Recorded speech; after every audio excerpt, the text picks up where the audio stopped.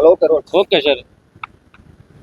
Bhavnagar one વિભાગમાં Bhavnagar normal range વિસ્તારમાં Bhavnagar round Bhavnagar city airport Ruva airport ઓથોરિટીની પ્રીમાઇસીસ એરપોર્ટ ઓથોરિટીના અંદર જે એજી કન્સ્ટ્રક્શનની કામગીરી કરી રહી છે તે કામગીરીમાં જે પરપ્રાંતીય મજૂરો હતા તે આસપાસના વિસ્તારમાંથી જે ફ્લેપ શેલ ટર્ટલ કહેવાય જે નરમ ઢાલવાળા કાચબા છે તે મેળવી અને તેના ટૂંકમાં કટિંગ કરી તેને રાંધી બાફી ખાવાના ઈરાદે ટૂંકમાં જે કૃત્ય કરી રહ્યા હતા તો ભાવનગર વન વિભાગની બાતમીના આધારે વન વિભાગના સ્ટાફ દ્વારા રેડ કરતા રંગે હાથે એક જીવંત કાચબો અને એક જે બાફી રાંધેલો જે કાચબો હતો એ મળી આવેલ.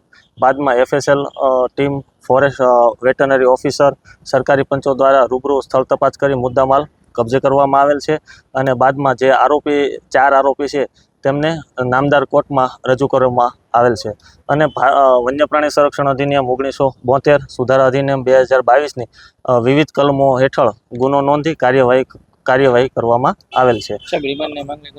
રિમાન્ડની 3 દિવસની માંગણી કરવામાં આવેલ છે, પરંતુ જે બાબત હતી જે સામે હતી એટલા માટે હવે નામદાર કોર્ટ નક્કી કરશે કે રિમાન્ડ આપવા કે નહીં. અને તેમજ આ જે કાચબો છે એ અનુસૂચિત 1માં સમાવિષ્ટ પ્રાણી છે. આરોપીઓના નામ કયા કયા છે? આરોપી છે રવિન પાસવાન, રામપુકાર પાસવાન, આનંદ કુમાર મહંતો, વિજયકુમાર મહંતો, તમામ રહે બિહારના છે, પરપ્રાંતીય મજૂરો છે. અહીંયા શું કામ કરતા?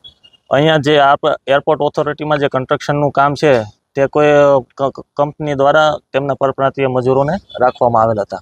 એવી કઈ વાત છે કે બીમારી અંતિ નીકળી જાય ખાવાથી?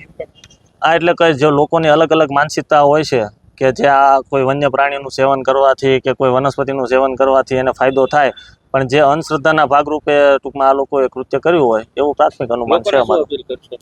લોકોને એવી અપીલ છે કે કોઈની વાતોમાં કે કોઈ ભ્રમમાં આવવું નહીં, કોઈ વન્ય પ્રાણીનો રંજાડ કરવો નહીં. આજુબાજુમાં કોઈ વન્ય પ્રાણી તમને જણાય તો વન વિભાગનો સંપર્ક કરવો.